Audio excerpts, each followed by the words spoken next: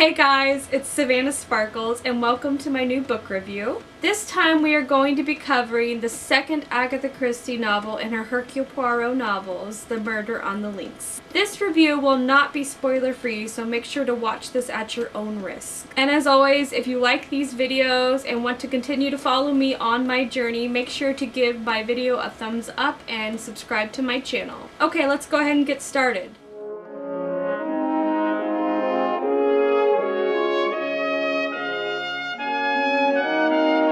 Let's jump right into the pros this time. Pro number one, better setting. I have been obsessed with France for most of my life. I took French all throughout high school. I've studied French in my adult life. I would love to visit France, so I was very excited to read this novel. The main part of the plot centers around the Villa Genevieve, which is located on a golf course in northern France. I felt that Christie really simplified the details this time around, and I had a much easier time understanding the layout of the homes and towns. I'm hoping that this continues in future Poirot novels and that I don't have to resort to looking at a crudely drawn map again.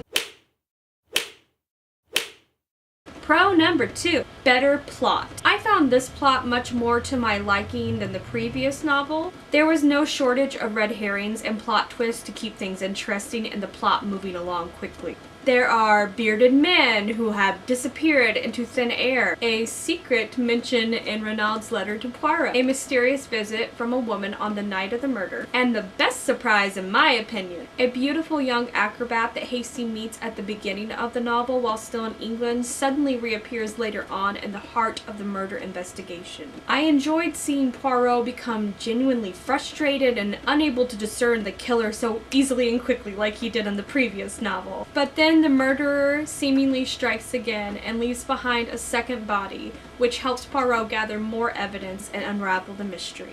If you love a good mystery that will literally keep you guessing until the very end of the novel, I highly recommend this book to you.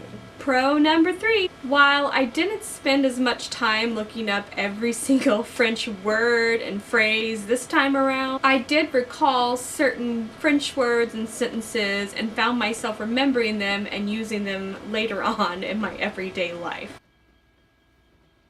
Savannah. Savannah. Hey, when's dinner? Ne vous impatientez pas, mon ami. What? Okay, that's it for the pros. Let's move on to the cons. Dun dun dun! Con number one. The never-ending list of characters. You know, I'm beginning to accept this as a fact for all Poirot novels. And I actually believe that this was a fact for all Christie books, which it is to a point. You see, recently I received a set of novels by Agatha Christie from my father. Some were Poirot and some were not. And the interesting thing that I noticed that was while other Christie books do contain the same large cast of characters, she provides a very helpful list at the beginning of these other novels. Exhibit 1, Agatha Christie, Towards Zero. Cast of characters. Exhibit 2, Agatha Christie, The Pale Horse. Cast of characters. Exhibit 3, Agatha Christie, Murder in 3 Acts, a Poirot novel. No cast of characters. Why is this not a thing in her Poirot novels? Now, I'm not for sure if this is an issue with original prints versus later editions, or if maybe just some of her novels were intended to be used for plays, or if it's even a thing in all of her other novels besides Poirot. I'm not for sure. But as a reader, I find it very frustrating and annoying to constantly have to look up on Google who is what character and whatnot in order to enjoy the book. Con number 2. Oh boy, where do I even begin with this one? Con number 2 is Captain Hastings' insatiable lust for unattainable women. Since the first Agatha Christie novel, The Mysterious Affair at Styles, it has been made very clear that our perennial bachelor, Captain Hastings, is eager to find a wife. Or so he says.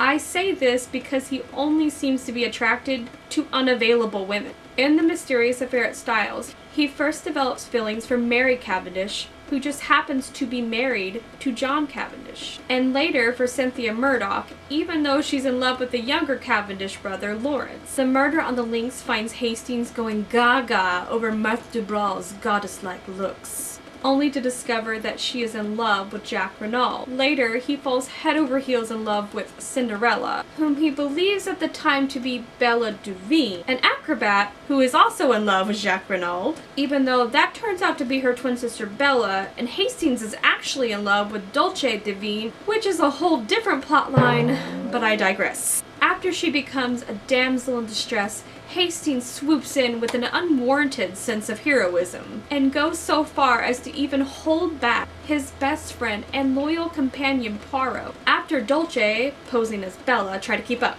confesses to murdering Paul Renault. Fun fact though, you knew you couldn't get away without one of those. She did it.